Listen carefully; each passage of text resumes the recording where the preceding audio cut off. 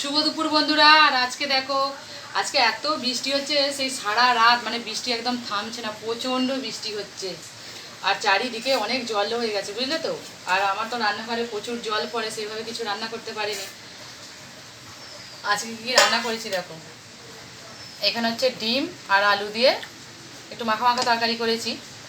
আর এটা হচ্ছে রাত্রের জন্য, ছেলে খাবে বলে সেই জন্য তোলা আছে ডিমটা।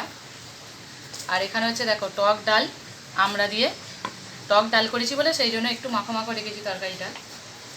আর এখানে হচ্ছে ভেন্ডি সেদ্ধ করেছি, দাদাভাই ছেলে খুব ভালোবাসে ভেন্ডিগুলো, তরকারি থেকে সেদ্ধটাই ওরা বেশি খায়। আর এখানে হচ্ছে ভাতটা আছে কিন্তু গরম নেই, সকালে ছেলে খেয়ে গেছে স্কুলে, সেই জন্য ঠান্ডা হয়ে গেছে ভাতটা। আর অনেকক্ষণ তো আসবে সেই 2:30টায়। আর এখানে দেখো ওই একই তরকারি আছে,